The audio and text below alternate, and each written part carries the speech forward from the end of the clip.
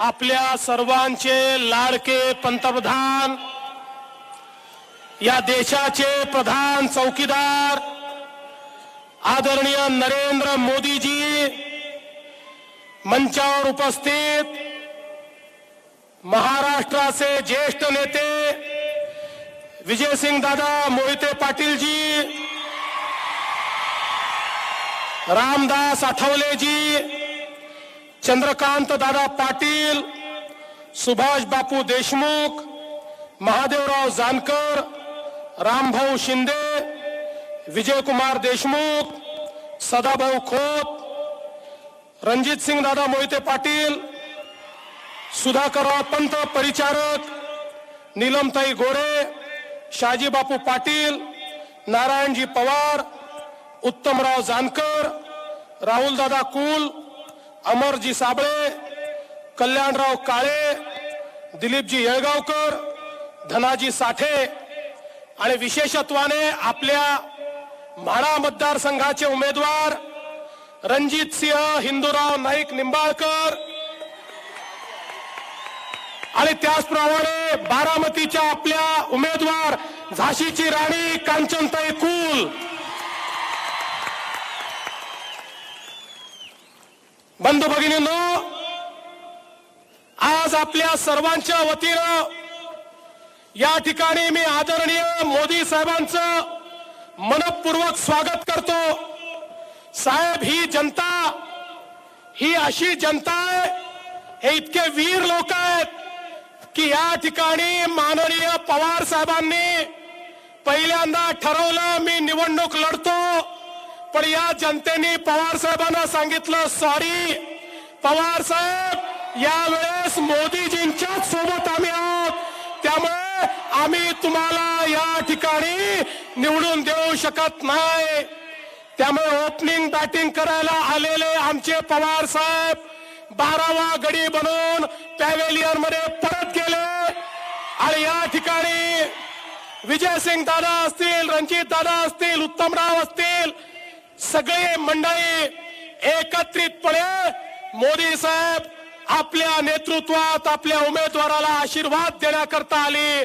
त्यामुळे मला आता विश्वास आहे, म्हाडा असो की बारामती असो, कमळ हे फुलणारच, आता त्याला कोणी थांबवू शकत नाही।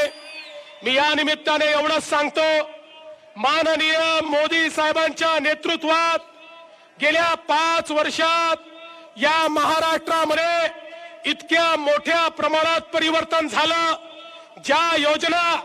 ज्या योजना अनेक वर्षापासून प्रलंबित होत्या, तुम्ही विचार करा, इतके वर्ष या ठिकाणी पवार साहेबांकडे हा पश्चिम महाराष्ट्र राहिला, त्यांच्याचकडे इरिगेशनचं खातं राहिलं, पण टेंबू टाकारी म्हैसाळ ज्याचं पाणी सांगोल्याला येणार त्याला मात्र पैसे मिळाले नाही। आज मोदी साहेबांनी पैसे दिले, 50,000 एकर जमीन ही त्या ठिकाणी सिंचनाखाली या संपूर्ण सांगोला तालुक्यामध्ये येते।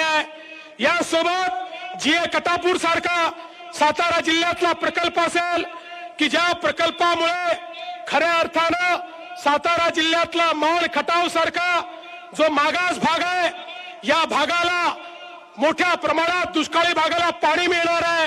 आज त्या जीए कटापूरला देखील पूर्ण पैसे मिळाले, ते मोदी साहेबांच्यामुळे मिळाले। आज आपण या ठिकाणी नीरा उजवा कालवा असेल, या ठिकाणी आमच्या दादांनी इतके वर्ष जी कृष्णा भीमा स्थिरीकरण योजना या ठिकाणी लावून धरली। आज मी तुम्हाला शब्द द्यायला आलो आहे, मी आदरणीय मोदी साहेबांना विनंती केली आहे आणि मला विश्वास आहे या महाराष्ट्राला मोदी साहेबांनी सिंचनाकरता 35,000 कोटी रुपये दिले आहेत आणि कृष्णा भीमा स्थिरीकरण योजनेकरता जेवढा पैसा लागेल तो मोदी साहेबांकडून आणण्याचं काम हे या ठिकाणी आम्ही करू।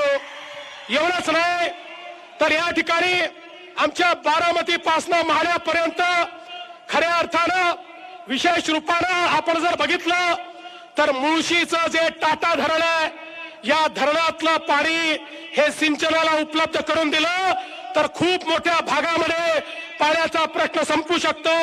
आम्ही त्याची समिती तयार केली आहे, राहुल दादा कुल यांना त्या समितीत ठेवलाय आणि या समितीच्या माध्यमातून असा मार्ग काढू की त्या ठिकाणी इलेक्ट्रिसिटी जनरेशन होईल, पण जे पाणी आज समुद्रात वाया जात आहे ते समुद्रात वाया जाणारं पाणी हे सिंचनाकरता या आपल्या भागामध्ये या ठिकाणी येईल आणि आपली शेती सुजलाम सुफलाम होईल।